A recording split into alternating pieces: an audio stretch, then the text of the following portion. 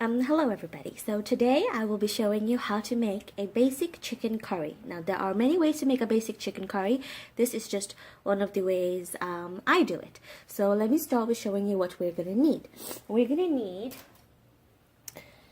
about 1 medium onion, finely sliced or chopped. You're going to need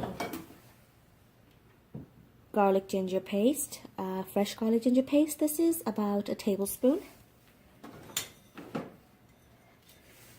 Whole spices, a few cinnamon pieces, 3 green cardamoms, whole peppers, and 3 peppercorns, and a bay leaf. There we go.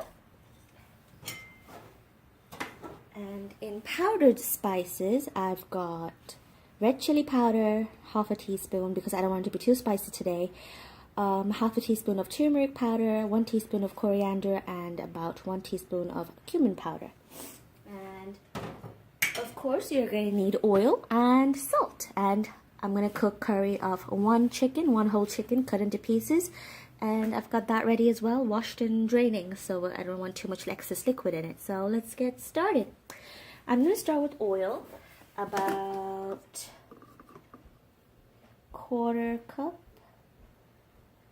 about a quarter cup of oil, maybe a little bit more, another 2 tablespoons, I guess. Yeah, with oil. I've already got my gas fire on, and once the oil heats up, you know your oil is hot when it starts flowing around in its pan like so. I'm gonna put in all the whole spices and let them heat up and cook up a bit.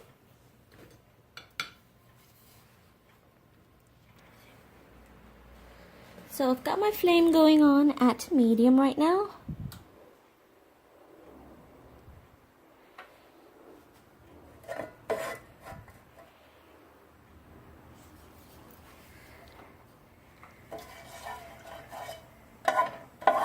You can start to hear them sizzling when they are ready.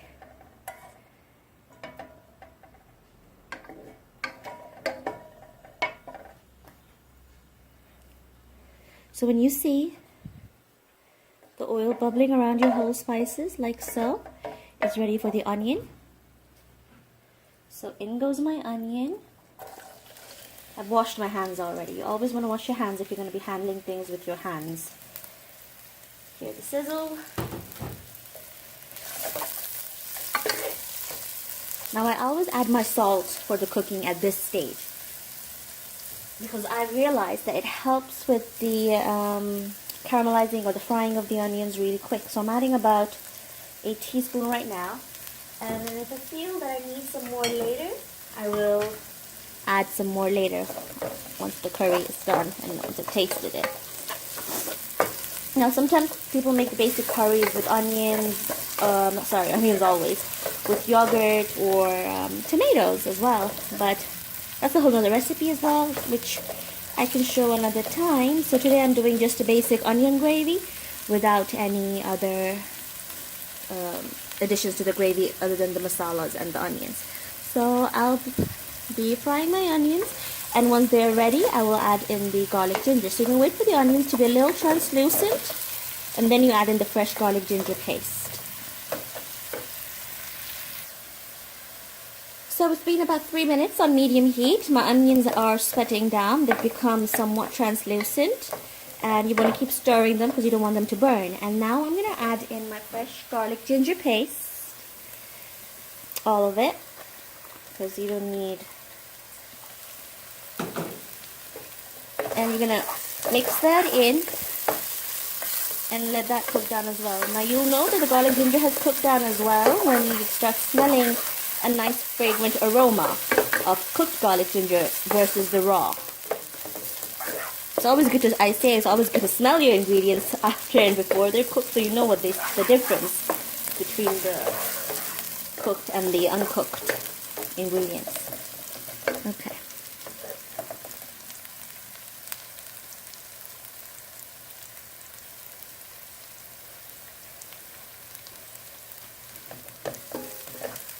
garlic ginger doesn't take too long to cook. It'll probably be about a minute and a half. Still on medium heat. My bay leaf, that's right there.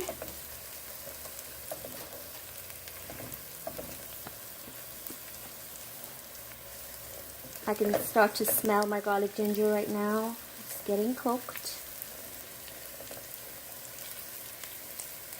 Now obviously if you want to make a healthier curry, you could reduce the amount of oil you use, salt. It's up to you. You can always reduce the amount of chili you use. It's all taste preference. Recipes are always like a guideline for me, and then I could always tweak it to, you know, match my own taste. So that's what everybody else can do too. So now you see how it looks. So now I'm going to add in all my powdered masala. So it's all my coriander, cumin, turmeric, and red chili powder.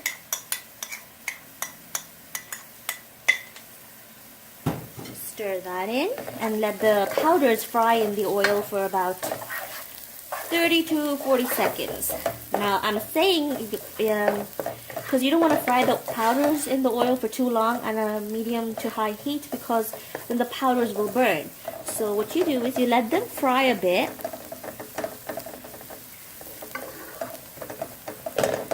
So you let them fry a bit. I'm gonna let them fry now.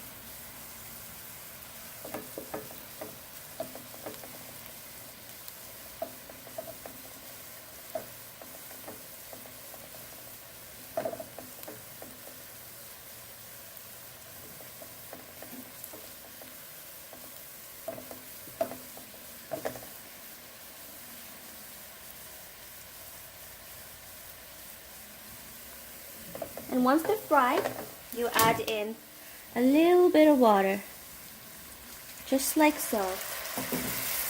You can hear the sizzle. This helps with cooking the masalas, the powders, so the raw taste of them is not evident when you're eating. So the raw taste cooks out, and that's exactly what we want. And you also start getting the onions start dissolving in the water itself, and you start getting somewhat of a paste. Now I'm going to reduce the flame to medium, between medium and low, and I'm going to let the water dry up a bit. You'll know that the water is dried when you'll see the oil is starting to separate onto the sides from the onion gravy base that we've just made.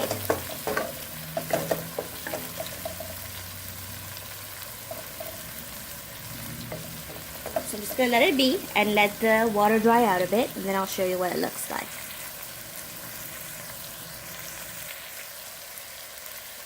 So as you can see, my water has dried out, the gravy is back to its full sense, and the oil is sizzling and starting to separate, and this is where you add your chicken. So I've got one chicken, cut, washed, and ready to go. And you mix it up with the gravy. Now at this stage, you want to have your heat on a medium-high, so the chicken gets sealed, and you want to mix it in with the spice.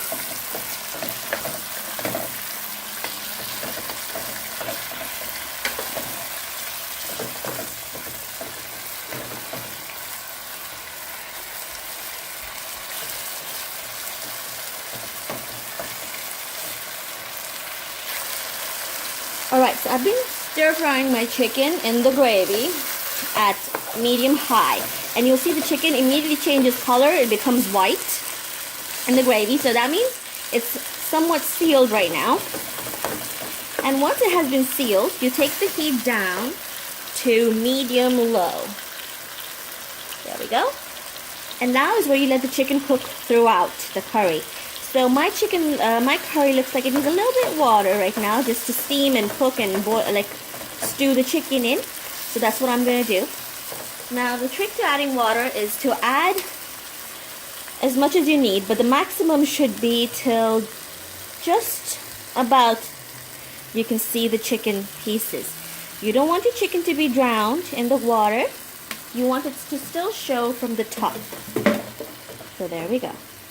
Once you've added your water, you let it come to a boil, and then you cover it. And you cover it and you cook it for 10 minutes, after which you're going to uncover and check if it's cooked or not. And if you think it needs a little bit more water for the chicken to be cooked thoroughly, then you can add some more water. So I'm going to cover it now. And I'm going to check on it in about 10 minutes.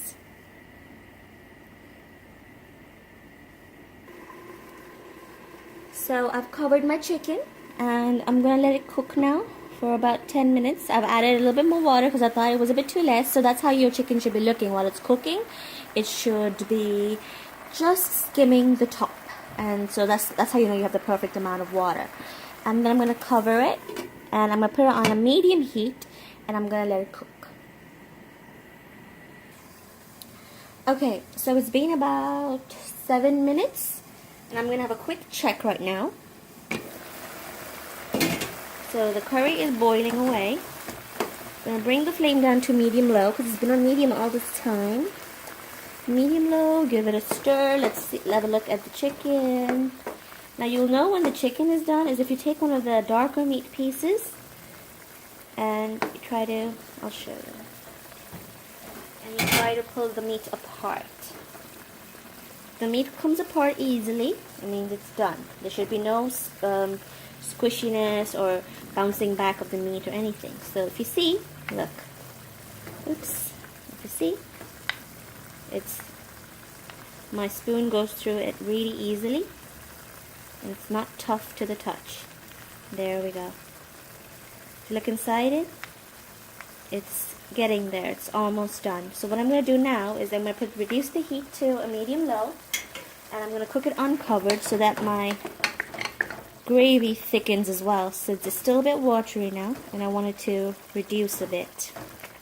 And while it reduces, the chicken will cook through it too.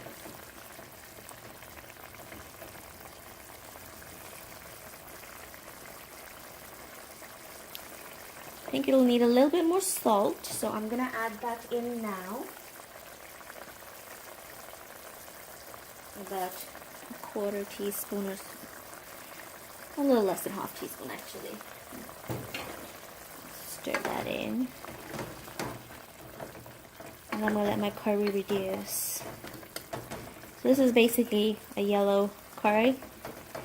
And if you want a deeper color, you can always use Kashmiri red chili powder, because that gives you a deeper red color to your curry.